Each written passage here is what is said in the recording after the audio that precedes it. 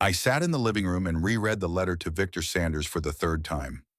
My old friend now lived in Portland, and we hadn't seen each other in 2 years. The last time he had written to me had been at Christmas, telling me about his grandchildren and complaining about his arthritis. I was going to write back, but Gloria got sick and everything else took a back seat. Now, a year after her death, I finally decided to repair our relationship. Victor was the only one who understood my jokes about the old days when we worked together on a construction site in Detroit. He remembered those days when we were young and full of energy and didn't look at me with pity like the others did. There was none of the condescension in his letters that I felt in conversations with neighbors or acquaintances. To him, I was just Patrick, not a pathetic old man who had lost his wife. The letter was long. I told him about Gloria's last months, how she had held on to the end, and that I was now living with Nathan and his wife. I wrote about Richville, where we'd moved 15 years ago, the local library where I spent time, and the neighbors who were always ready to chat about the weather. Mentioned Mrs. Harper from across the street, who waters her roses every morning and waves to me when I go out to get the paper. Told about Mr. Blake, who lives across the street and still, at 75, repairs cars in his garage. In the letter, I tried not to complain about my new life, but I inadvertently mentioned that I missed my own home. The house where Gloria and I had lived for 30 years had to be sold after her death. Nathan had insisted that it would be difficult for me to handle the large property and the renovations alone. Maybe he was right, but leaving that place wasn't easy for me. "Patrick, are you going to the post office?" Stephanie asked, appearing in the kitchen doorway. My sister-in-law always had a knack for showing up at the worst possible moment. She stood wiping her hands with a kitchen towel and stared at the envelope in my hands with a curiosity I didn't like. She was wearing a pink blouse and dark jeans, her hair neatly styled as always. Stephanie kept up her appearance even at home. "Yes, I want to send a letter to a friend," I answered, folding the sheets and sealing the envelope. "Who are you writing to?" She kept up, coming closer.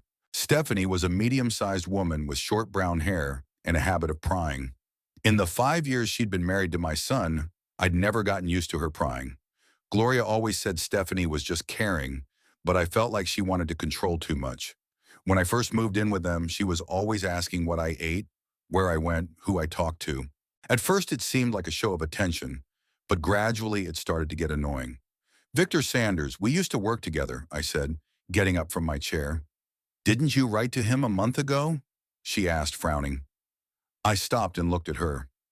I didn't write any letter a month ago. The last time I tried to contact Victor was 6 months ago, right after I moved here. I'd sent a short note with a new address then, but I'd gotten no response.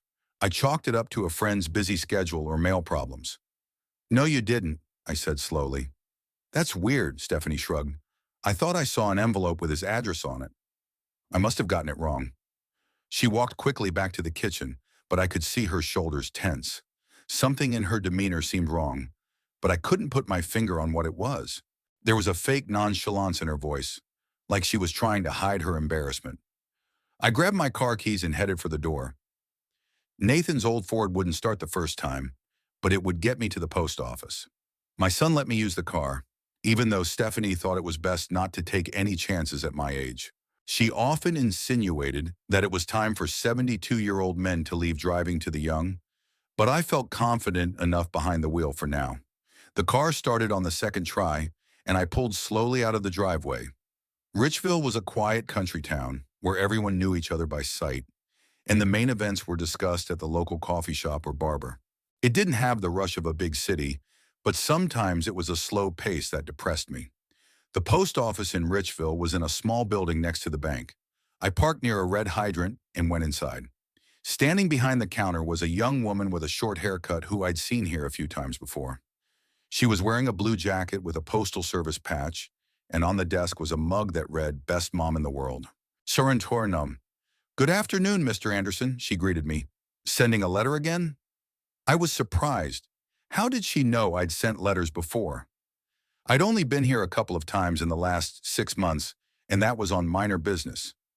Once to get a registered letter from the insurance company, and once to buy stamps for birthday cards for the neighborhood kids. "Yes," I said, holding out the envelope. "Do I come here often?" Well, not very often, she replied, weighing the letter on a small scale. But your sister-in-law comes regularly, a very thoughtful woman, always interested in your correspondence. I felt uncomfortable. Why would Stephanie be interested in my mail? I paid for a stamp and tried to find out more. What exactly is she asking? I asked as casually as possible. The usual things, she shrugged her shoulders. Oh, whether there are any letters for you, whether any parcels have come. She says you sometimes forget to check the mailbox. Very attentive to you. But I never forgot to check the mailbox. Every morning after breakfast, I'd go out to get the newspaper and look in the box. It was one of the few habits that made me feel useful and independent. Did she pick up anything for me? I asked. The girl thought for a moment, then shook her head. I don't remember taking anything.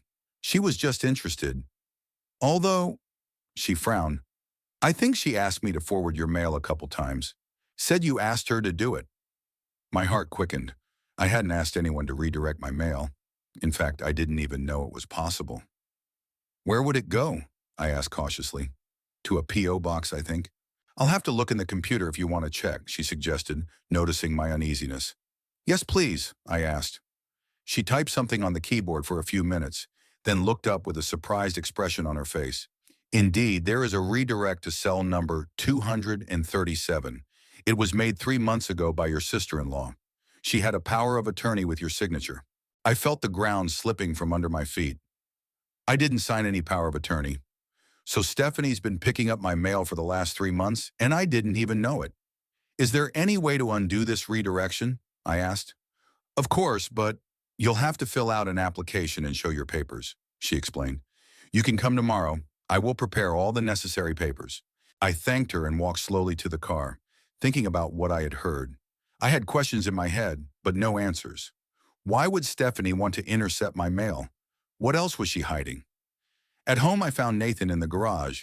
My son was fiddling with the lawnmower, trying to get it started before cutting the grass. In his 42 years, he looked tired and exhausted. His work at the insurance company took a lot of energy, and Stephanie's constant demands were waiting for him at home. Nathan had always been a compliant child, but now he was a compliant husband. Hi, Dad, he said, without lifting his head from the engine. How are you? Fine, I answered, sitting down on the old stool at the workbench. Nathan, tell me, does Stephanie often go to the post office on my business? My son straightened up and looked at me with surprise. I could see from his face that the question had taken him by surprise. Your business? I don't know. She doesn't tell me. What's up? No reason. I was just curious, I said. The postal worker said that she was there regularly. Nathan shrugged his shoulders and leaned back on the mower. He never liked to discuss his wife's behavior, even when it seemed strange. Gloria always said that our son was too soft, that he let himself be controlled. His character is kind but weak, she said. Stephanie will use that sooner or later. Maybe she's just helping you, he said, pulling the starter cord. Knows it's hard for you to drive for business. But it wasn't hard for me. I'd been driving for half a century and had no intention of stopping. Arthritis in my knees bothered me sometimes, but that didn't stop me from being self-sufficient. Besides, the post office was only 10 minutes away. Nathan, do you know what mail forwarding is? I asked him. Of course I do, he answered. When you move, you can ask the postal service to forward your mail to the new address. Why? Can you redirect to a P.O. box? Yeah, you can do that too. It's handy if you're traveling a lot or don't want mail stolen from your box. He looked at me with curiosity. Dad, what are you talking about? I hesitated whether to tell my son about my suspicions. On the one hand, he had a right to know what was going on in his house. On the other hand, I didn't want to tear him and his wife apart without hard evidence. I just thought maybe we should have a safe deposit box, I lied, for important documents. Nathan nodded and went back to his work. The engine finally started and the garage was filled with rumbling. The conversation was over. In the evening, I sat in my room and thought about the conversation at the post office. Something didn't add up. Stephanie had acted strange when she saw my letter, and the postal employee had talked about her sister-in-law's regular visits and redirected mail. I tried to remember if I'd received any letters from friends or acquaintances lately, but the only things that came to mind were utility bills and advertising brochures. But there had to be something coming. I had a bank account, insurance, retirement benefits. A few friends from Detroit promised to write. Where did it all go? The muffled voices of Nathan and Stephanie could be heard over the wall. They were arguing about something, but I couldn't make out the words. Then Stephanie's voice rose. She was obviously upset about something. Nathan answered in a quieter, conciliatory voice. Then everything went quiet, and I heard Stephanie coming up the stairs. Her footsteps stopped at my door, and for a few seconds she stood there as if listening. Then she walked farther into her bedroom. I went to bed, but I couldn't sleep. My mind was spinning with questions I couldn't find answers to. Why was Stephanie so interested in my letter? Why would she go to the post office on my business? Why would she redirect my correspondence? And most importantly, what else was she hiding from me? The moon shone through the window, casting long shadows on the floor. The house creaked and whispered, as all old houses do at night. Somewhere in the distance, a dog barked, and there was silence again. I lay there listening to the sounds, trying to figure out what had changed in my life and when things had gone wrong. For the first time in a long time, I felt truly anxious. In the morning, I woke up with a heavy feeling in my chest. The gray dawn light was shining through the thin curtains, and the house was still asleep in the pre-morning silence. I lay staring at the ceiling, remembering the conversation I'd had at the post office yesterday. My thoughts were confused, but one thing was clear. Something was going on behind my back, and it was something about my correspondence. When I got out of bed, I went to the window and looked out into the courtyard.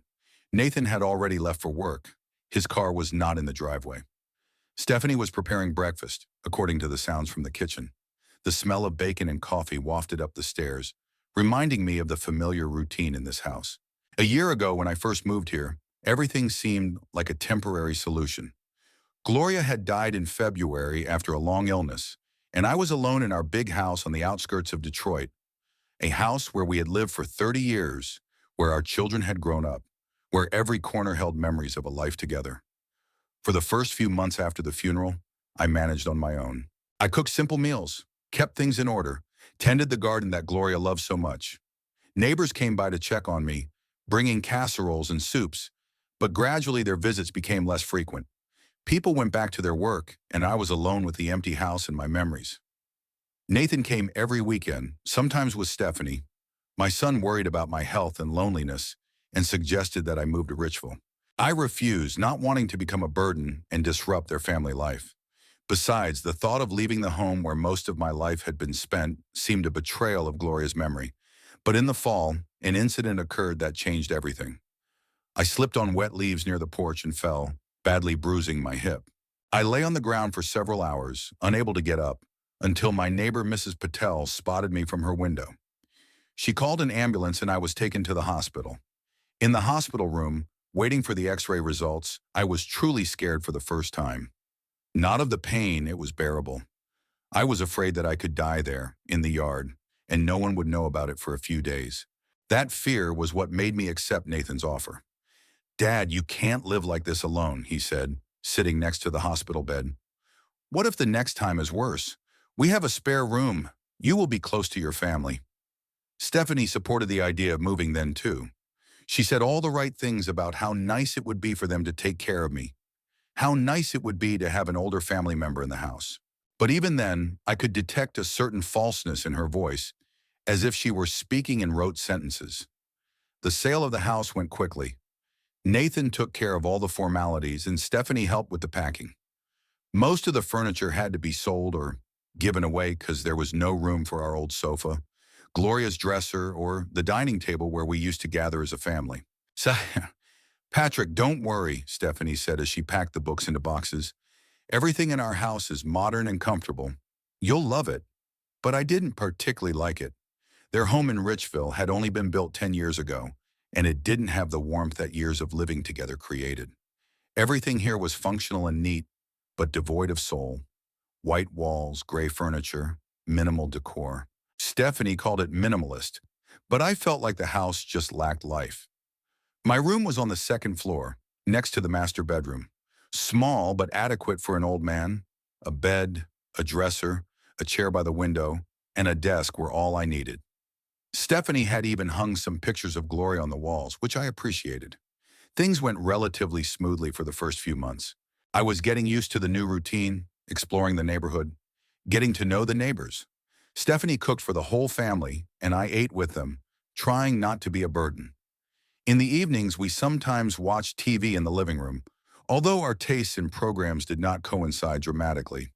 But gradually, I began to notice oddities in Stephanie's behavior. She was too often interested in my plans for the day, asking where I was going to go and when I would be back. At first, it seemed caring, but over time, it began to feel like controlling. When I wanted to go to the library or the park, she would make sure to check the time and offer me a ride. When I said I would walk, she would worry about my health and insist that I take my cell phone with me. She had bought and set up the cell phone herself, explaining that she would always be able to reach me. Another oddity was her attitude toward my belongings. Stephanie was always suggesting that I clean up my room, rearrange the furniture, or get rid of old things. She called it concern for my comfort, but I felt like she just wanted to be in control. Patrick, why do you have so many books? Hydra, she asked, looking at my shelves. You don't read half of them anymore. I like having them around, I replied. Books make me feel cozy, but they collect dust, and they take up a lot of space. Why don't we give some of them to the library? I said no, but I sensed she'd keep trying. Stephanie was the kind of person who wouldn't rest until she got her way. She was especially strange when it came to my friends and acquaintances. If someone called, she was sure to ask who it was and what we were talking about. If I mentioned plans to meet someone, she would immediately start asking for details. Who is Mr. Kelly? She asked one day when I told her I was going to visit an old colleague. We work together in a construction company, I replied. Shami, he's a nice man who lives nearby. How long has it been since you've seen him? About a year and a half, maybe. I wanted to see how he was doing. Stephanie nodded, but I could see she wasn't satisfied. She wanted to know more. Where exactly Mr. Kelly lived, how long we planned to talk, whether I'd be having lunch with him. Gradually, I began to notice that my social contacts were dwindling. Friends stopped calling, letters came less and less often.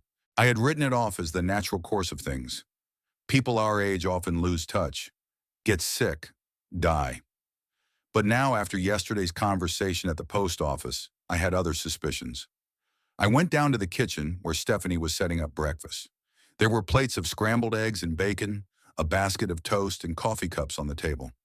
Everything looked appetizing and homemade, but I could no longer take this concern as sincere. Good morning, Patrick, she greeted me with a smile. How did you sleep? Fine, I answered, sitting down at the table. Where's Nathan? He left early. He had an important meeting with his clients today. He said he would be back late, she explained, pouring coffee for me. Do you have plans for the day? There it was again, her constant desire to know my plans. I used to answer honestly, telling her where I was going and why. Now I've decided to be more careful. I think I'll go to the library, I said. I want to find a book on the history of our state. Which one? She asked. Maybe I could help you look it up on the internet. Thanks, but I prefer libraries. You can browse through a few books and choose the best one. Stephanie nodded, but I could see her lips tighten. My rejection of her help had clearly upset her. After breakfast, I left the house and headed for the mailbox. The usual morning routine of checking to see if anything important had arrived. The box was empty, which was no longer surprising. But now I knew the reason for the emptiness. On the way to the library, I thought about how many letters might have gone missing in those 3 months. Victor might have responded to my note with a new address. My former co-workers from Detroit sometimes sent holiday greetings. The bank would send account statements. The insurance company would send renewal notices. Where did it all go? I spent hours in the library reading about Richville's early history. The town was founded in 1856 by German immigrants, and it remained a small agricultural center for a long time. It wasn't until the 20th century that small factories and commercial enterprises sprang up here. But my thoughts kept returning to the conversation at the post office. I tried to remember the exact date Stephanie could have arranged for the mail to be forwarded. 3 months ago, it was September. What was going on then? Suddenly I remembered. September was my birthday, 72 years old. Stephanie had organized a small family celebration, baked a cake, invited some neighbors. I signed some papers that day. She said they were thank you notes to guests and some paperwork for a tax deduction. Could it be that among those documents was a power of attorney to receive my mail? I signed them without reading them, trusting Stephanie. She explained that she wanted to save me the red tape, to take care of all the formalities. It seemed like a concern at the time. Now I realized I'd been too naive. Stephanie had planned everything in advance, using my birthday as an excuse to get me to sign the papers she wanted. The only question was why she wanted control of my correspondence. When I returned home after dinner, I found Stephanie cleaning the living room. She was vacuuming the carpet, and the sound of the motor drowned out my footsteps. I went up to my room and sat at my desk, trying to remember the names and addresses of people who might have written to me.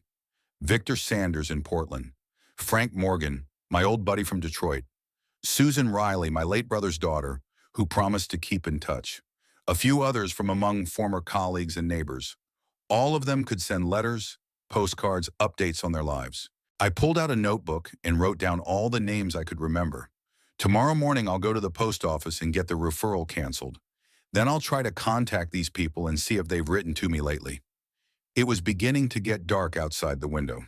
Nathan had still not returned from work, and Stephanie was doing housework. From time to time, I could hear her footsteps on the first floor, the sound of the washing machine running, the quiet muttering of the TV on. Around 7 p.m., she knocked on my door. "Patrick, will you be having dinner?" she asked. "I made chicken casserole." "Of course I'm coming down," I replied. Over dinner, we talked about the weather, the news, and plans for the weekend. The usual evening conversation. But now every word Stephanie said seemed suspicious to me.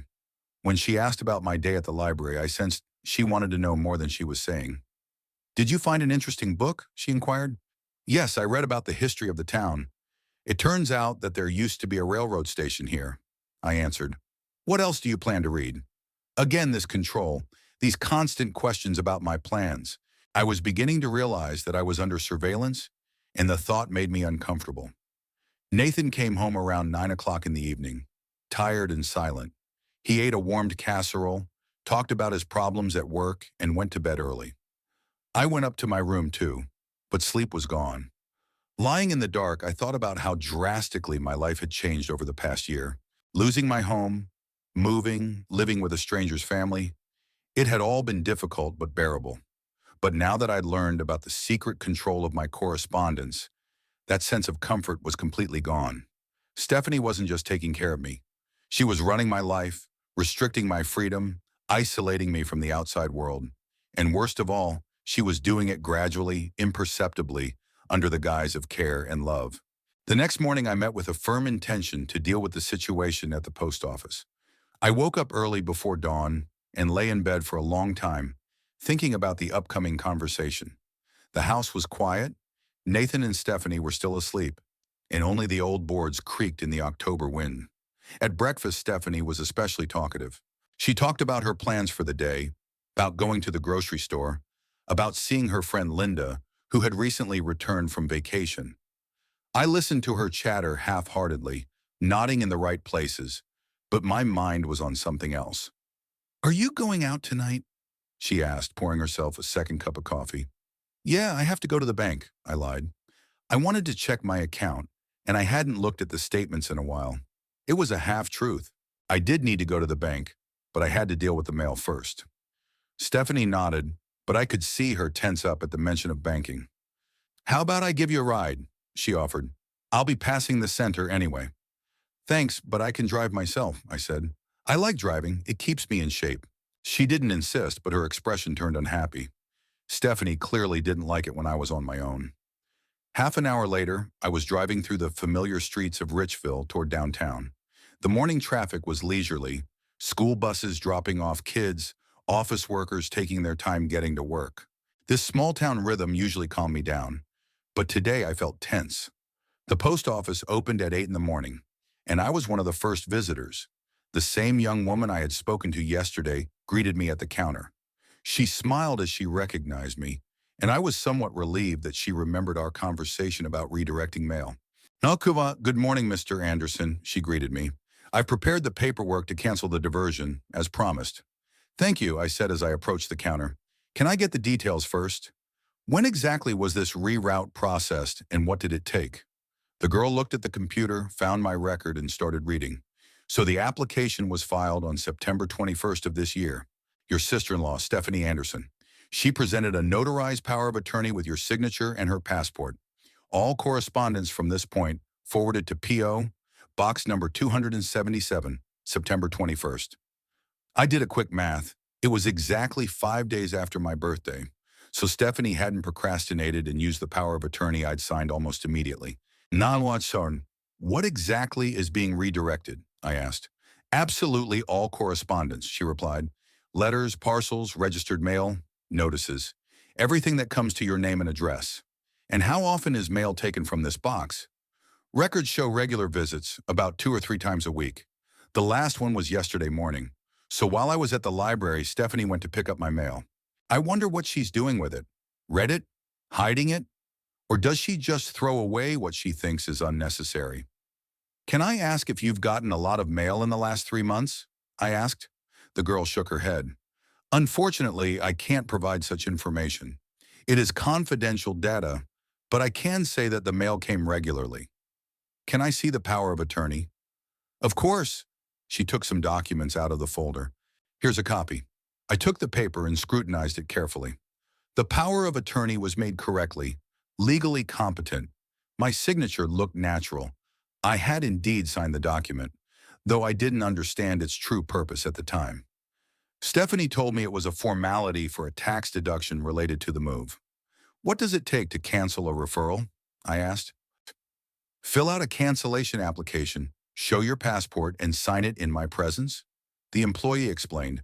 You will also need to decide what to do with the mail that is already in the P.O. box.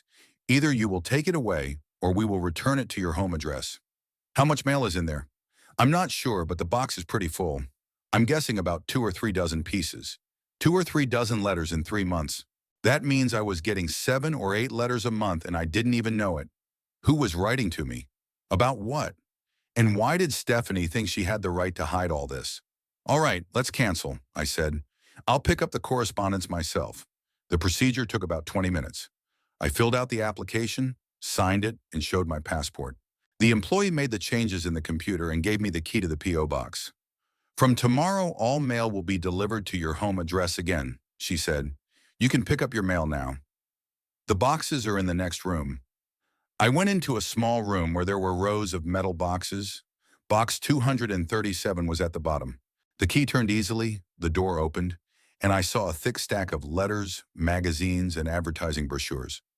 The first thing I did was look through the senders without taking the letters out of the box.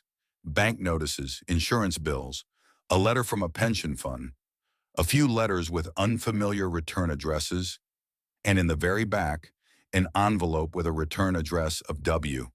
Sanders, Portland, Oregon. My heart raced. Victor had answered my letter, so he'd gotten my note with the new address and had written back. And I thought he'd forgotten about me or didn't want to keep in touch. I neatly folded all the correspondence into the large mailing envelope the employee had given me and returned to the counter. Did you get everything? She asked. Yes, thank you for your help, I thanked her. Hanikun, what happens if someone else tries to redirect my mail? Now it's only possible with your personal consent, she assured me. There will be a note in the database that such transactions require your presence. That was good news. It meant that Stephanie would no longer be able to manage my mail secretly from me. I got into my car and sat in the parking lot for a few minutes, holding the bag of letters. I wanted to read them all immediately, but my gut told me that it would be better to do it at home, in a quiet environment. Besides, I needed to think about what to do with the information I'd gotten. Stephanie would probably notice that I wasn't getting any more letters in the box. She was used to controlling my correspondence, and the lack of new letters would alert her. I had to prepare for the inevitable conversation. On the way home, I stopped by the bank as planned. I wanted to see if there were any important notices Stephanie might have hidden. The bank told me that all documents are mailed monthly, and the last statement had been mailed a week ago. You didn't get it? The bank employee was surprised. Perhaps it was lost in transit, I replied diplomatically. Can you give me a copy? The statement showed that there was nothing wrong with my account. My pension was coming in regularly, and my expenses were minimal. But I was more interested in something else, which meant that the bank notices were also in Stephanie's hands. At home, I found an empty house. On the kitchen table was a note from Stephanie. Gone to Linda's, back for dinner. Soup is in the fridge. It was perfect. I had time to quietly study the backlog of correspondence. I went up to my room, closed the door, and dumped the contents of the bag on the desk. Letters, invoices, advertising materials, magazines. A whole pile of correspondence for 3 months of my life. The first one I opened was a letter from Victor. It was dated late September, handwritten on the familiar yellowish paper my friend always preferred for personal letters. "Dear Patrick," I read, "was very glad to receive your note with your new address. I understand how hard it was to make the decision to move, but perhaps living with your family will be good for you. I'm doing pretty well, although age is taking its toll. The arthritis has gotten worse, especially in the mornings. The doctor has prescribed new medication. He says it will help." Victor went on to talk about his grandchildren, about plans for the fall, about repairs in the house. The usual news of an old friend. But for me, they were invaluable. At the end of the letter was a note. "I am waiting for a reply. I wish we could keep up a regular correspondence like in the old days." If I had received that letter in time, I would have answered Victor long ago. We could have been exchanging letters for a month now, sharing news, supporting each other. But Stephanie had robbed me of that opportunity. Next was a letter from Susan Riley, my late brother's daughter. She was writing from California, telling me about her family and letting me know she planned to come to our area for Thanksgiving. "Would love to meet you, Uncle Patrick," she wrote. "Should It's been a long time, and family has to stick together." That letter was dated early October. If I had gotten it in time, I could have prepared to meet my niece, perhaps even invite her to our home. Now, however, Thanksgiving was less than a month away, and it was unclear how to organize a meeting. The bank notices contained routine information: account statements, interest notices, loan promotions. Nothing critical, but I had a right to know about the state of my finances. Among the letters was another one that surprised me: an envelope with a return address from the Detroit law firm of Martin and Associates. I had no recollection of doing business with these attorneys. The letter was dated early October. Inside the envelope was a formal notice that the law firm was handling the probate of the will of one Dorothy Blakeman and asked me to contact them for important information. The last name sounded familiar, but I couldn't immediately remember who it was. Then it came to me. Dorothy Blakeman had been Gloria's neighbor as a child. They had been friends years ago, corresponded from time to time, but after we moved to Richville, the connection was cut off. Why are this woman's lawyers looking for me? I reread the letter several times, but there were no further details in it. Just a request to contact the firm and a phone number. Maybe Dorothy had mentioned me in her will or left some kind of message. Or maybe it was about debts or other obligations. The rest of the correspondence was less interesting. Magazines, promotional material, invitations to various events. But the big picture became clear. Over the course of 3 months, I'd gotten a lot of mail, and Stephanie had withheld all of it without exception. She wasn't just intercepting my mail, she was actually isolating me from the outside world. She deprived me of the ability to communicate with friends, to get important information, to keep up to date with my affairs, and she did it systematically, under the guise of caring.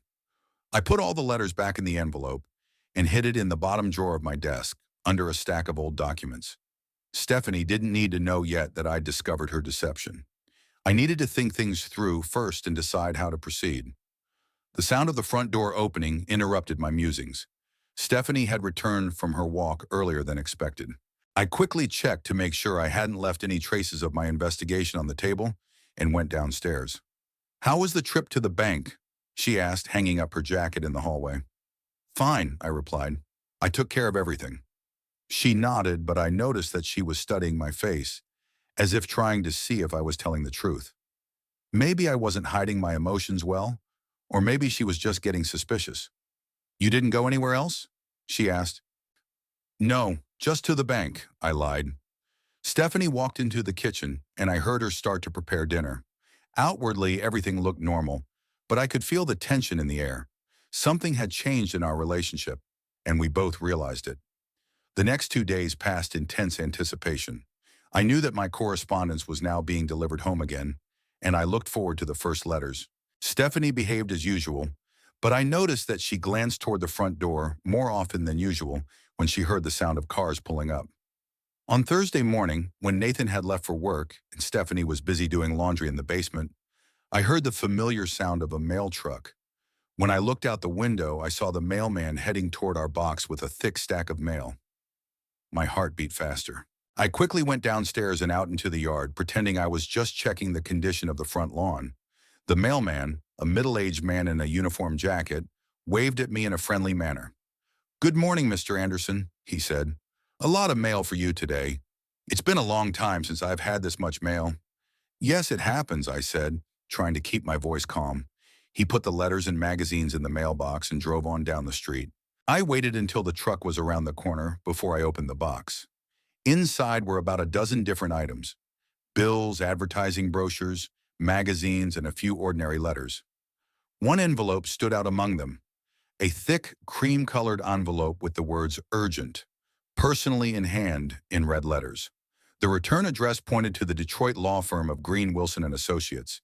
It was a law firm I didn't know, but something about the letter struck me as important. I walked quickly through the house, went up to my room and closed the door. A letter from lawyers was always a cause for concern, either problems or something to do with inheritance or property. At my age, it was most often about wills. Opening the envelope, I found two documents inside. The first was an official letter from a lawyer named James Wilson, dated yesterday. The second was a smaller sealed envelope with the words, "For Patrick Anderson," to be opened 1 year after my death. Gloria Anderson. I recognized my wife's handwriting and felt my throat constrict. Gloria had written the letter to me before she died and asked the lawyers to deliver it a year later. Why? What did she want to tell me that she couldn't tell me when she was alive? I read the letter from Attorney Wilson first. It was short and formal. "Dear Mr. Anderson, in accordance with the written instructions of your late wife, Mrs. Gloria Anderson, I am sending you the enclosed letter. She requested that it be forwarded exactly 1 year after her death. I am also informing you that if necessary, I am prepared to provide legal advice on any questions that may arise after reading the letter. Respectfully, James Wilson." I set the official letter aside and picked up the envelope from Gloria. My handwriting on it looked slightly shaky. Apparently, the illness was already taking its toll on her coordination when she wrote it. I held the letter for a few minutes, hesitant to open it. Outside the window, I heard the sound of a car. Looking down, I saw Stephanie had returned. She parked and headed toward the house, but stopped at the mailbox. She opened it, looked inside, then looked around bewildered. I realized she was looking for mail that wasn't there anymore. The habit of picking up my mail was so strong that she automatically checked the box. Now she would have to explain why she was doing that. Stephanie entered the house and I heard her footsteps on the stairs. She was coming upstairs, apparently to talk to me. I quickly stashed the letters in my desk drawer and pretended to read a book. A knock on the door sounded a few seconds later. "Patrick, can I come in?" she asked. "Sure," I answered, not looking up from my book. She came in and sat down in the chair across from me. She had a look of slight confusion on her face. "It's a strange thing," she began. "I saw the mailman put something in our box this morning, but when I checked, there was nothing there." "What should be there?" I asked, trying to sound indifferent. "Well, usually there are bills, advertisements, letters. This one was empty." "Maybe the mailman got the wrong house," I suggested. "Or put the mail in the wrong box." Stephanie shook her head. "No, I definitely saw him go to ours. Maybe someone took the mail before I did." "Who would that be?" I wondered. "Nathan is at work. I'm here in my room." "Yes, it's really strange," she said, studying my face. I sensed that she suspected something, but she couldn't figure out what it was yet.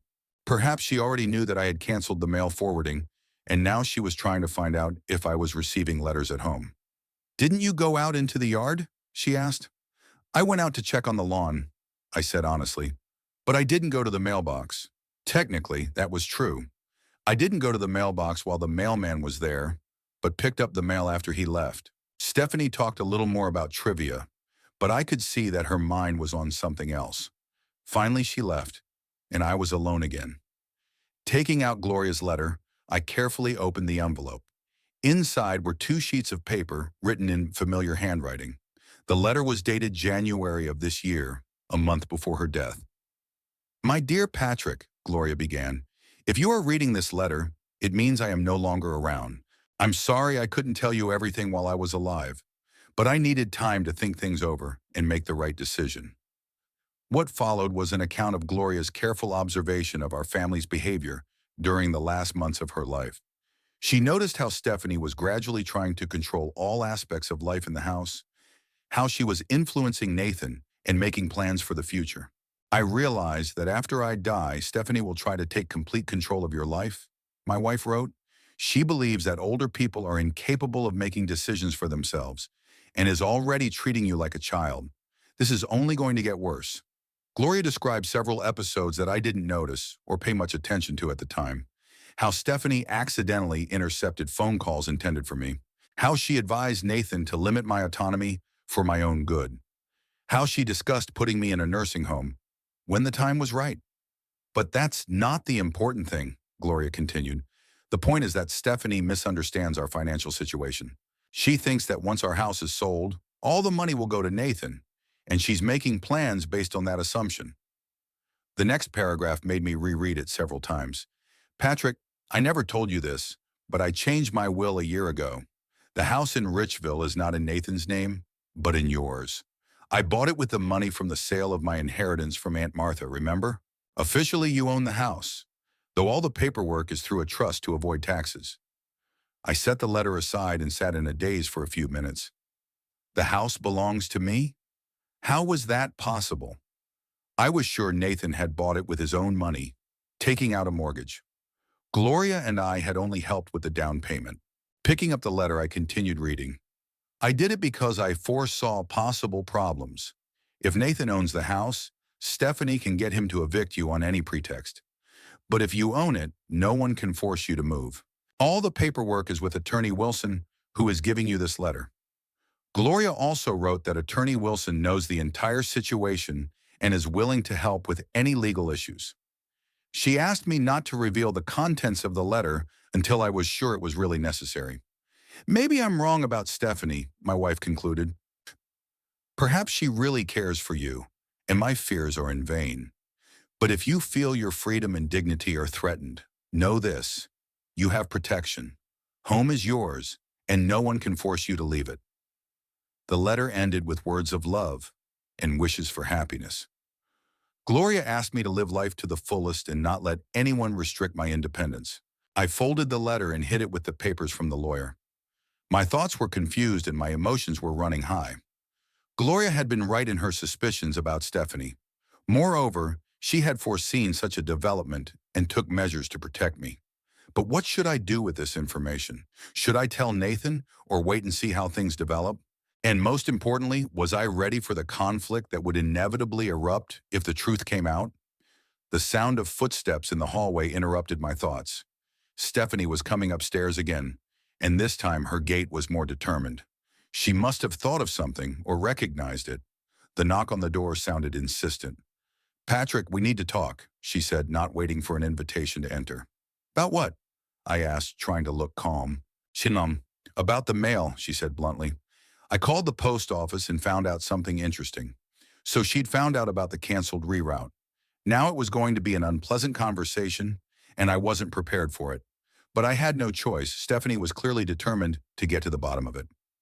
It turns out that you canceled the redirection of your correspondence, she continued, sitting down in her chair. I assume. And you took away all the letters that had accumulated in the P.O. box. Yes, that's right, I confirmed. Why didn't you tell me? She sounded indignant. I was taking care of your affairs, helping you with your mail. I didn't ask you to do that, I replied calmly. And I didn't authorize you to redirect my mail. But you signed the power of attorney.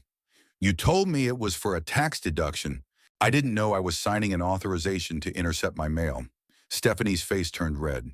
She realized that I had uncovered her deception and was now trying to find an excuse. I was doing it for your own good, she exclaimed. At your age, it's easy to get lost in the paperwork, to miss something important. I was just trying to help. Help? I asked her again. Where's the letter from Victor Sanders? Where are the notices from the bank? Where's the correspondence from my niece? She was confused, not expecting me to know about specific letters. Yeah, I kept everything, she said, stammering. I just didn't want to bother you with the little things.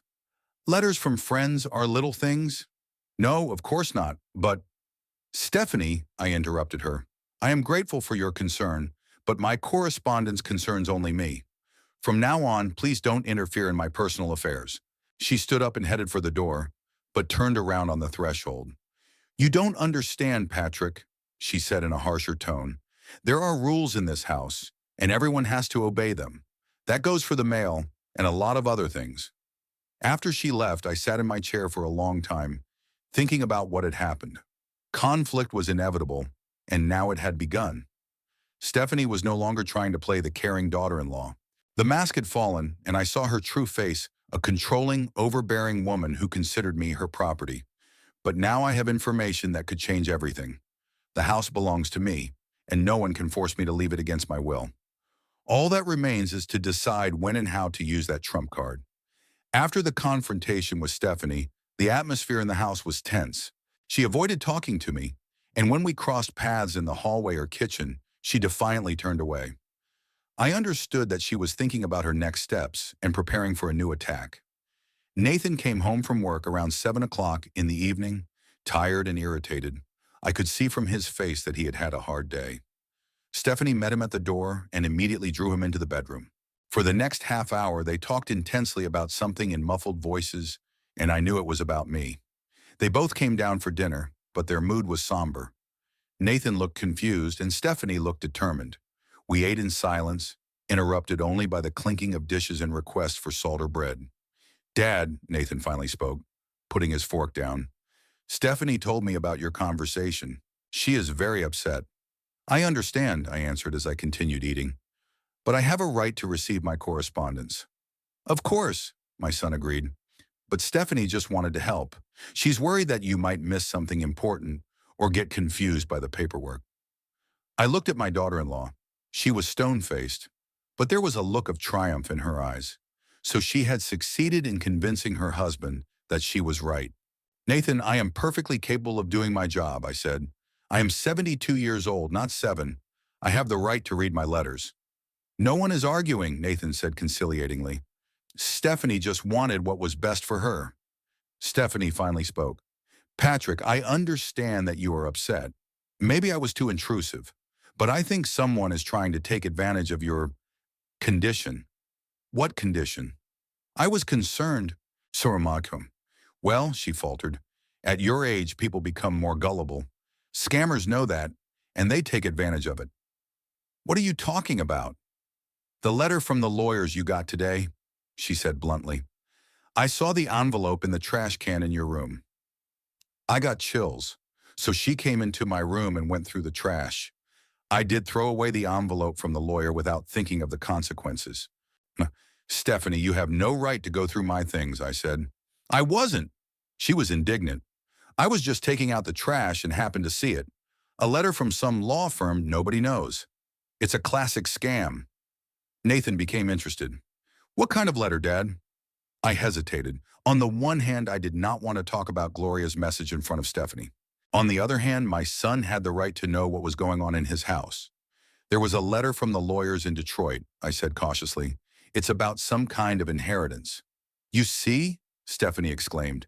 It's a classic scam.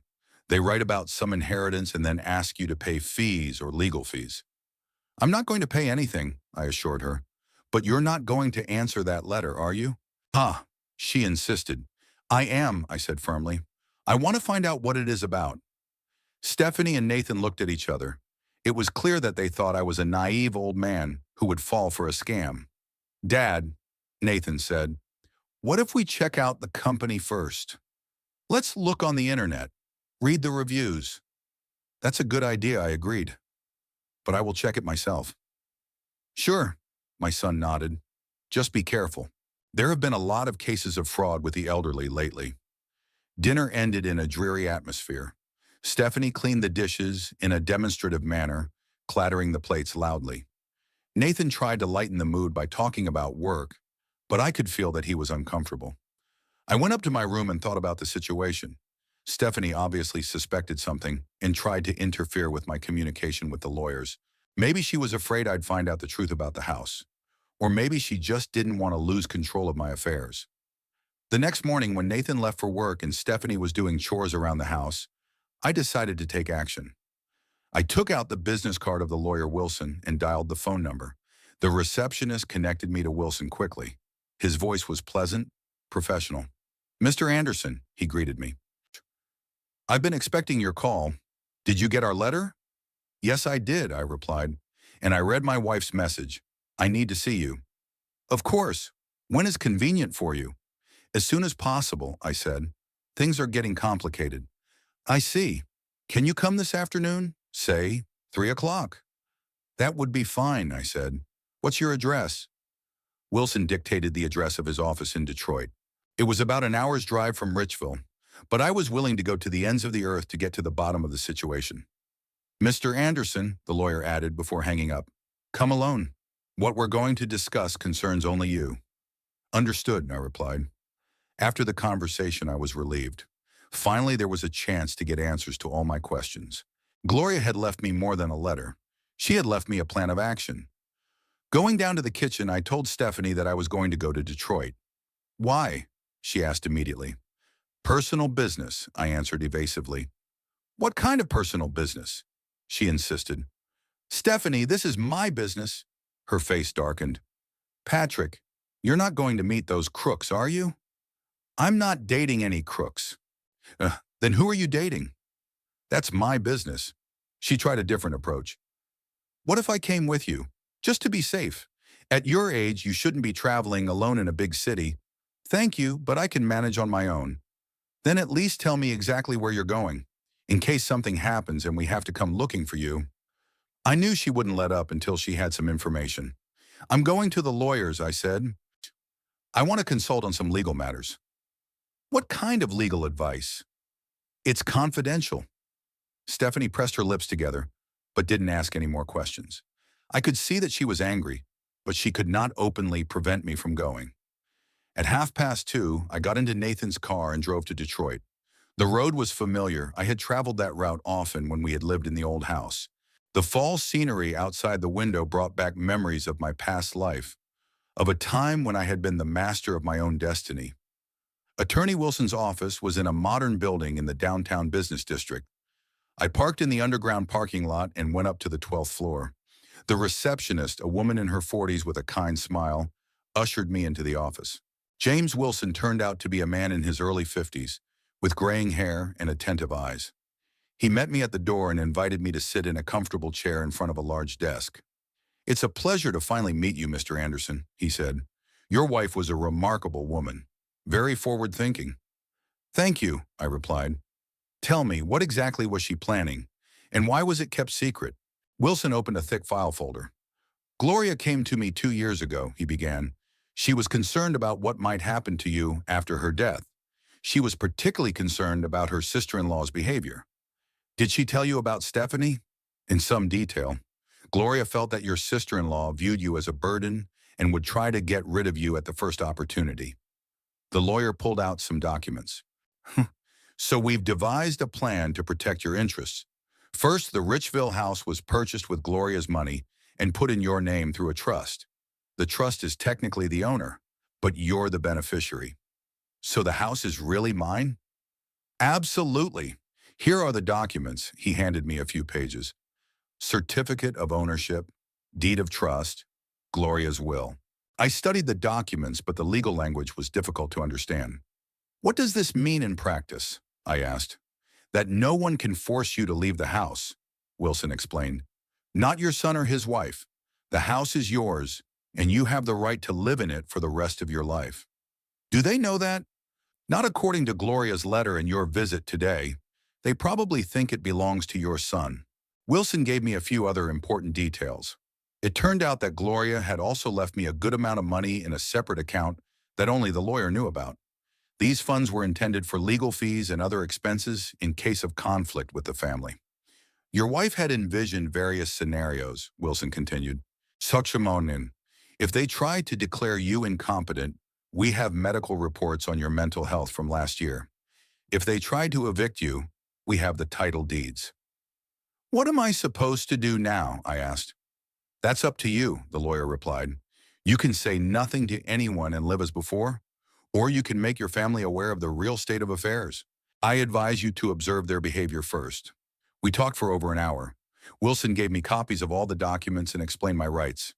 By the end of the meeting, my mind was clear, and I realized that Gloria had really thought of every possible problem. Returning home, I felt completely different.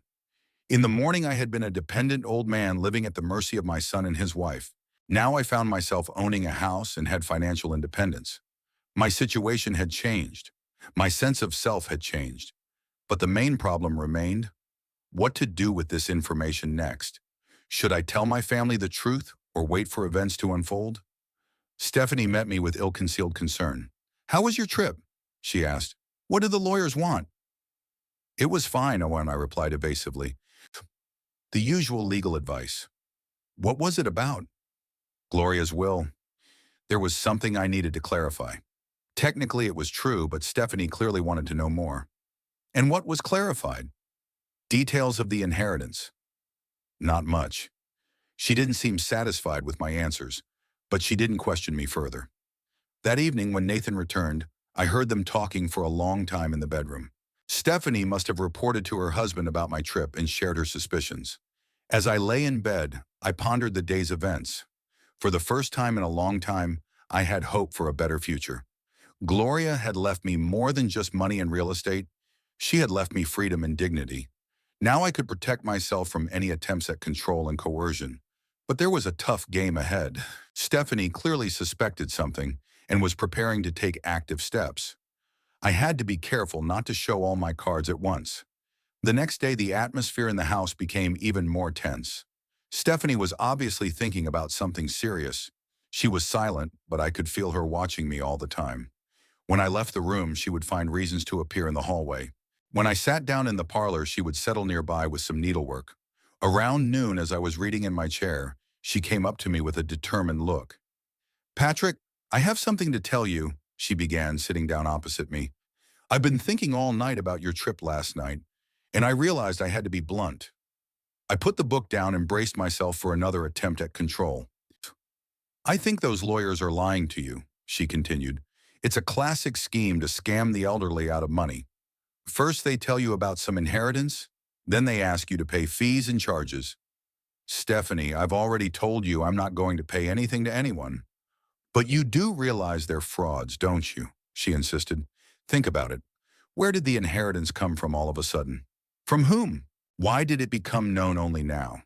The questions were logical, and I realized that she could indeed suspect fraud. But my intuition told me that her concern was not for my safety, but for the possibility of losing control. "What if you're wrong, Ama?" I asked. "What if it's really a legitimate inheritance?" "Then you won't lose anything by renouncing it," she answered quickly. But if it's fraudulent, you could lose all your savings." "Stephanie, thank you for your concern, but I'm an adult, and I'm capable of making my own decisions." Her face darkened. "Patrick, you live in our home, and we are responsible for your well-being. If you fall prey to fraud, the whole family will be affected." "How?" I wondered. "Well, if you lose money, who will pay for your expenses? Medication? Doctors? Food?" Her voice became more and more harsh. "Nathan is already spending a lot of money on you, and now this." The mask had finally fallen off. Stephanie was no longer playing the caring daughter-in-law. She was now open about the fact that she considered me a financial burden. "I'm not asking anyone to support me," I said. "I have a pension and savings." "Your pension is only enough for your medicine," she snorted. "Ow, and with your health, your savings will run out quickly. A nursing home costs $3,000 or $4,000 a month, you know." So much for the truth coming out. Stephanie was already planning to send me to a nursing home and calculating the costs. "Who said I was going to a nursing home?" I asked. "It's inevitable sooner or later," she shrugged. "At your age, your health can deteriorate dramatically. And then we'll have to make some difficult decisions." The conversation was interrupted by the phone ringing. Stephanie went to answer it, and I stayed in the chair digesting what I'd heard. She'd already decided everything for me: the nursing home, the financial problems, the dependence on their good graces. And I, she thought, should meekly accept that prospect. But now I had information that could change everything. The house belonged to me, which meant that no one could force me to leave it. Moreover, I had the money to live independently. Stephanie returned with a satisfied look. "It was the insurance company," she reported. They confirmed that your health insurance does not cover long-term care at home. If you need a caregiver or special equipment, you'll have to pay out of pocket. She was clearly preparing for a conversation about my future and was putting together her arguments ahead of time. But I wasn't going to listen to her plans anymore. Stephanie, I said, getting up from my chair, I'm going to go to the lawyers again. I need to clarify something. Why? She jumped up and down. I explained that they're crooks. I want to see for myself. Then I'll come with you, she said firmly. No, thank you. Why? What are you hiding? I'm not hiding anything. I just want to talk to the lawyers alone. Patrick, her voice became threatening, you're acting very strangely. Maybe you should see a doctor. Check your memory, your attention span. Here we go. Insinuations of mental problems, suggestions of a medical evaluation. The next step is trying to have me declared incompetent. There's nothing wrong with me, I said firmly. Now I had to get ready. I went up to my room and called Attorney Wilson. Fortunately, he could see me this afternoon. Mr. Anderson, he said, from the sound of your voice, the situation is escalating. Yes, I confirmed. I need to consult with you urgently. Then come and bring all the documents I gave you yesterday. An hour later, I was on my way back to Detroit. This time the drive seemed shorter. I was determined and knew exactly what I wanted to accomplish.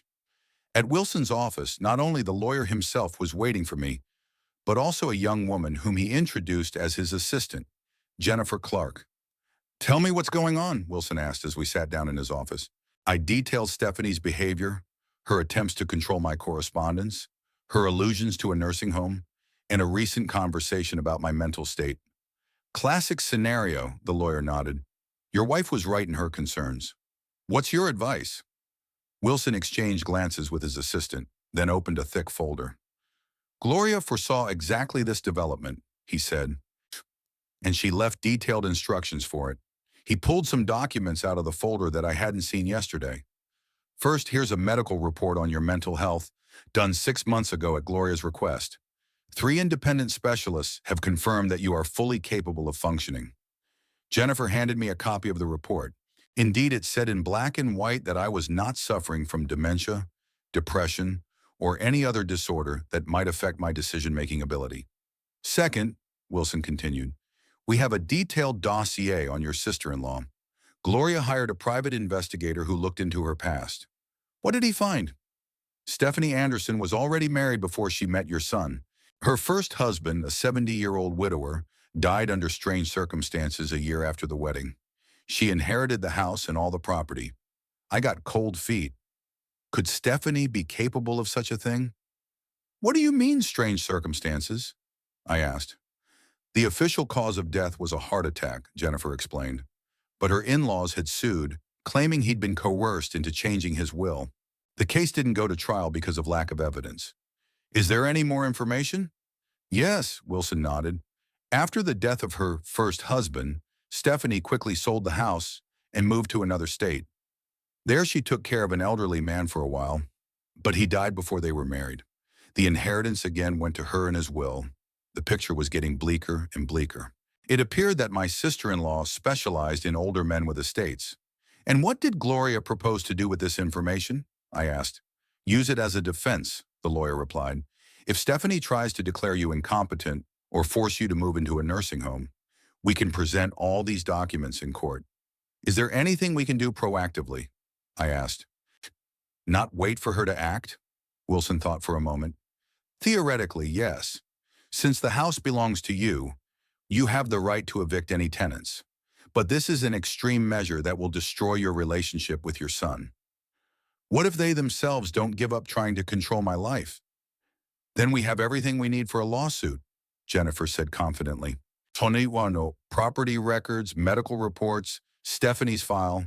Any court will side with you. We spent another hour discussing our options. Wilson finally came up with a compromise plan. We'll prepare an official notice that the house belongs to you, he said.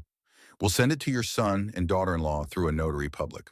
This will give them a chance to reconsider their behavior without a trial. And if they don't believe it, then we'll sue for eviction, the lawyer said firmly. We have every reason to do so. I agreed with this plan. Nathan had the right to know the truth about the ownership of the house. He might be able to influence his wife to stop her attempts at control. When can this notice be sent? I asked. Tomorrow morning, Wilson promised. The notary will deliver the documents personally. What am I to do until then? Behave as usual, he advised. Don't show that you know the truth. Let them think you're still in the dark. Returning home, I felt a mixture of relief and anxiety. On the one hand, I now had a clear strategy for action and professional support. On the other hand, there was a difficult explanation with the family that could ruin the whole relationship. But there was no choice. Stephanie was not going to stop in her attempts at control. Moreover, after learning about her past, I realized I was in real danger. Who knows what she'd be capable of if she felt her plans were threatened? At home, I was met with cold stares. Stephanie and Nathan were sitting in the living room, clearly discussing me. The conversation stopped as soon as I entered the room. How was your trip? My son asked. Good, I answered briefly. Tomorrow everything will be clear. What will be clear? Stephanie was worried. You'll know tomorrow, I said and went up to my room. I could hear excited voices behind me. They were obviously trying to figure out what I was up to. But until tomorrow morning, they would have to be content with guessing. In the evening, I couldn't sleep for a long time. My mind was spinning with thoughts of the upcoming explanation, of my family's reaction, of the possible consequences. But one thing was clear. The game of give and take was over. Tomorrow, all the cards would be laid on the table. The morning began with the appearance of the notary. I was sitting in my room when I heard the doorbell ring. Stephanie went to open it, and soon I heard anxious voices in the hallway. Notarized notice for Nathan Anderson and Stephanie Anderson. I heard the official tone of the unfamiliar man. Please sign for receipt. What are these documents? Stephanie asked. A legal notice. You'll find more details in the text. A few minutes later, the front door slammed shut, and the house was tensely silent. I imagined Stephanie and Nathan studying the documents, realizing that their world had been turned upside down. Then there were quick footsteps on the stairs. The door to my room opened without knocking. Stephanie burst in with the documents in her hands, her face crimson with rage. What is this? She shouted, waving the papers around. What is this home ownership nonsense? I calmly put the book aside and looked at her. This is a notice that this house belongs to me, not you, I said flatly. No way, she exclaimed. Nathan bought the house. We paid the mortgage. My late wife bought the house with the money from the sale of her inheritance. There had never been a mortgage. Nathan came into the room. He looked confused and was holding other documents. Dad, he said in a trembling voice, it says here that the house is in your name through a trust. Is that true? Absolutely true, I confirmed. All the documents are authentic and notarized. Stephanie rushed to the table and grabbed the phone. I'm going to call my lawyer right now, she shouted. I'm going to check these forgeries. Call him, I agreed calmly. The lawyer's number is on the paperwork. Mr. Wilson will answer all your questions. She dialed the number and waited nervously for a few minutes for the connection. When she was answered, she switched to speakerphone. This is Stephanie Anderson, she introduced herself. You sent us some paperwork about the house. Are they forgeries? Wilson's voice sounded professional and calm. Good afternoon, Mrs. Anderson. All the documents are absolutely authentic. The house at 23 Maple Street in Richville belongs to Patrick Anderson, according to his late wife's will.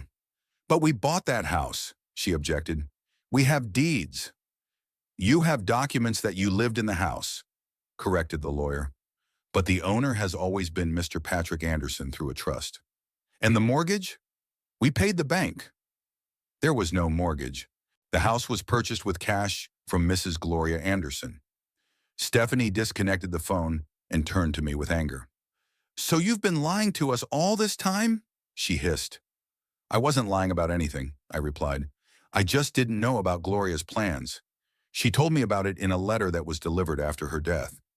What letter? Nathan jumped up. The one Stephanie called fraudulent, I explained. It turned out to be a message from my mother explaining the situation. Nathan sat down in his chair, still not believing what was happening.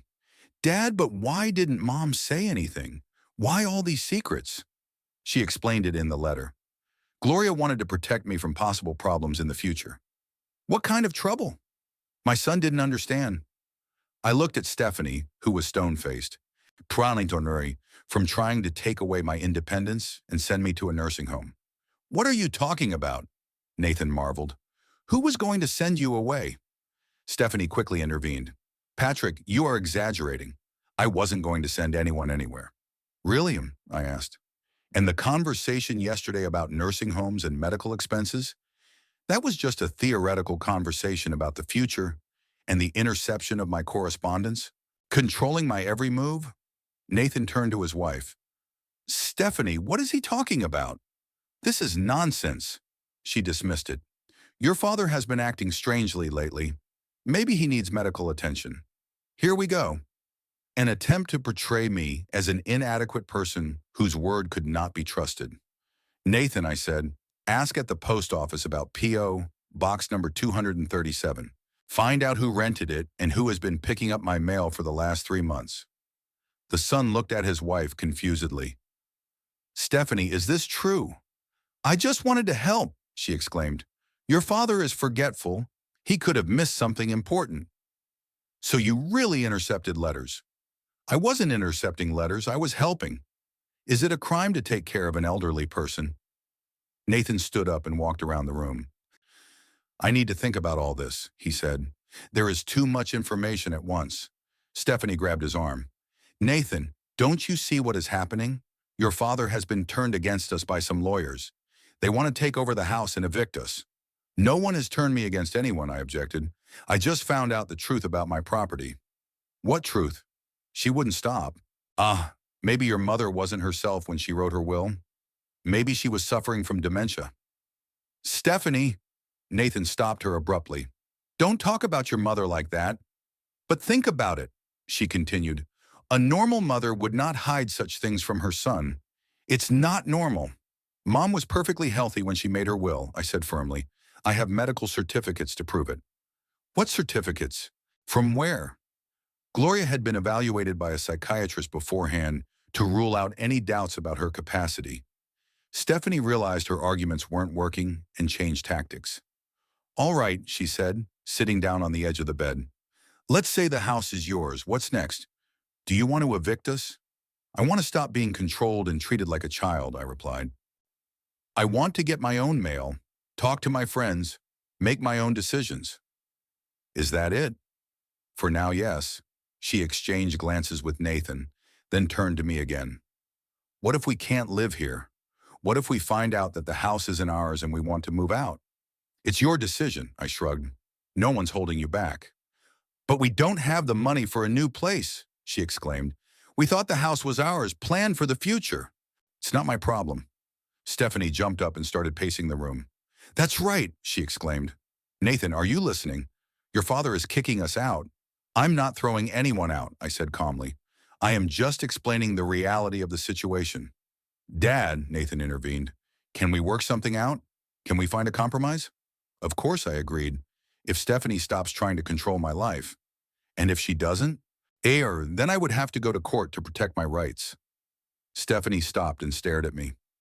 Patrick, do you realize what's going on? She asked in a different tone of voice. You're destroying your family. Your son will be homeless, without a family. What kind of family? How do you think? She grinned. Do you think I'll live in a house where they don't want me? Where I'm dictated to? Stephanie, what are you talking about? Nathan became alarmed. I'm saying that if we can't live normally in this house, we will have to get a divorce, she said coldly. I will not tolerate humiliation. What humiliation? I was surprised. I just want you to stay out of my business. Exactly, she exclaimed. You want me to be a disenfranchised tenant in a house I thought was my own. That is humiliation. Nathan looked at me with despair. Dad, please, let's find a solution. I can't lose my family over this. Stephanie immediately seized the moment. Nathan, you have to choose between me and your father. Either we live like a normal family where everyone is equal, or I'm leaving. But how can we be equal if Daddy owns the house? Very simple, she said. Have him put the house in your name, or sell it and we'll buy a new place equally. I shook my head. The house stays mine. That was Gloria's condition, and I would honor it. Then everything is clear, Stephanie summarized. Nathan, pack your things. We're moving out. "Stephanie, wait," my son begged. "Let's talk some more." "There's nothing to talk about," she cut him off. "Your father gave me an ultimatum, and I answered it. Either we are equal masters of the house, or I'm not here." She headed for the door but turned around at the threshold. "Hakim, you have 24 hours to think about it," she said. "Then I'm filing for divorce and moving out. Choose between family or principles." After she left, Nathan sat in his chair for a long time, staring at the floor. I could see that he was tormented, torn between his wife and his father. "Dad," he finally said, "maybe we really should compromise. Should we put the house in my name or sell it?" "Nathan," I answered, "your mother made the house mine on purpose. She foresaw this situation and wanted to protect me. But Stephanie will leave. Son, realize one simple thing. If a wife is willing to divorce because the house doesn't belong to her, is such a wife worth fighting for?" He looked up at me with eyes full of pain. "But I love her, Dad." "I know, and I'm sorry for what happened, but I can't betray my mother's memory and give away what she wanted to keep for me." Nathan stood up and walked slowly towards the door. "I need to think about it," he said. "It is too complicated. When I was alone, I realized that the hardest part was over. The maps are laid out, the positions are marked. Now everyone had to make their choices and live with the consequences." Stephanie's promised 24 hours stretched into a week. An oppressive atmosphere of silence and mutual resentment prevailed in the house. Nathan walked gloomily, torn between his wife and his father. Stephanie defiantly ignored my presence, speaking to her husband only when necessary. On Wednesday morning, while I was eating breakfast in the kitchen, she finally broke the silence. "Patrick," she said without looking up from her coffee, "I've made a decision. I'm filing for divorce and I want half of the property, including this house." "You won't get the house," I said calmly. "It belongs to me, not to Nathan." "Hunnam, we'll see," she grinned. "My lawyer thinks we can contest the will. We can show that your wife was incapacitated or coerced." "You can't do that. Gloria's been medically cleared to be legally competent. And I have witnesses that she was acting strangely in the last months of her life," Stephanie countered. "Neighbors, nurses, friends. Everyone will confirm that she wasn't herself. I knew she was bluffing, but I hated to hear such threats against Gloria's memory." "Do whatever you want," I said. "But be warned, I have lawyers and evidence too." "What kind of evidence?" "Information about your past, for instance. About how you've courted older men who then died strangely, leaving you an inheritance." Stephanie's face turned pale. "So, what are you talking about?" she whispered. "About your first husband and other such cases. Gloria was a very thoughtful woman. She compiled a detailed dossier on you." Stephanie jumped up from the table, knocking over her cup. "That's a lie," she screamed. "Slander." "Then don't be afraid of a trial," I said nonchalantly. "Let the judge decide who is right." At that moment, Nathan entered the kitchen. It was clear from his look that he had heard the last lines of our conversation. "What are you arguing about?" he asked. "Your wife wants to take the house away from me through the court," I explained. "And I'm telling her about the possible consequences of such a decision." "Dad, what file were you talking about?" I looked at Stephanie, who was pale as a sheet. "Ask your wife about her first husband, and about Mr. Hampton, whom she had taken care of in Ohio." Nathan turned to Stephanie. "What is he talking about?" "It's all lies and slander," she said angrily. "Your father is trying to break us up." "Then tell the truth," I suggested. "Explain to your son why your previous wards died, leaving you an inheritance." "That's enough," Stephanie exclaimed. "Nathan, we are leaving, immediately." "But where to?" The son was confused. "It doesn't matter where. To my sister's, to a hotel, to the street. Not in this house." She ran out of the kitchen and Nathan stood there puzzled. "Dad, what's going on? What dead people were you talking about?" I sighed heavily. I did not want to destroy my son's illusions, but he had the right to know the truth. "Nathan, your mother hired a private investigator before she died. It turned out that Stephanie had a very specific past." "What kind of background?" "She specializes in older men with assets, nurses them back to health, gains their trust, gets their inheritance. Then they die under strange circumstances." Nathan turned pale. "Are you saying that she—" "I'm not saying anything. I'm just stating the facts. Your wife inherited twice after the deaths of her wards. But could that be a coincidence? It could be, but Mom decided not to take any chances and protect me in advance. The son sat down at the table and lowered his head into the palms of his hands. Sarum, so all these years I've been living with a woman who only saw our family as an advantage, I finished. I'm sorry to have to tell you this. The next 2 days passed in chaotic packing. Stephanie packed, talked on the phone with lawyers, made plans for the legal battle. Nathan struggled between trying to calm her down and talking to me. Friday morning, the summons came. Stephanie had indeed filed a lawsuit to invalidate Gloria's will and to divide the property. The court date was set for the following Thursday. I immediately called Wilson. We're ready, the lawyer assured me. We have all the necessary documents and evidence. Moreover, if she tries to tarnish your wife's memory, we will present a file on her past. What about Nathan? Will he be sued too? Technically, yes, but we can exclude him if he gives up his claim to the house. On Saturday, Stephanie and Nathan moved out. She rented an apartment in a neighboring town and took her husband out. Nathan came to see me before he left. Dad, he said, I will not be part of the lawsuit. The house is yours and Mom was right to leave it to you. What about Stephanie? I'll try to get her to drop the suit, but if that doesn't work, he'll throw up his hands. Maybe Mom was right about her. You can always come back, I said. This house is yours too. I know, Dad. Thank you. He hugged me and left. The house was empty, but for the first time in a long time, I felt at peace. The trial went exactly as Wilson had predicted. Stephanie tried to argue that Gloria was incapacitated, but the medical evidence completely refuted her claims. When she began to talk about coercion and undue influence, Wilson presented a file on her past. The judge's reaction was eloquent. After learning of 2 previous cases of inheritance from deceased wards, he adjourned the hearing and demanded further clarification from the plaintiff. Stephanie could not clearly explain the strange coincidences in her biography. Her lawyer asked for a break for consultations, and after the break generally announced the withdrawal of the suit. The case is dismissed, the judge announced. The will of Mrs. Gloria Anderson remains valid. The house belongs to Mr. Patrick Anderson. As I left the courthouse, I saw Stephanie on the steps. She was standing alone. Nathan had not shown up for the hearing. You won, she said as I approached her. But it's not over yet. It is for me, I answered. You can no longer control my life.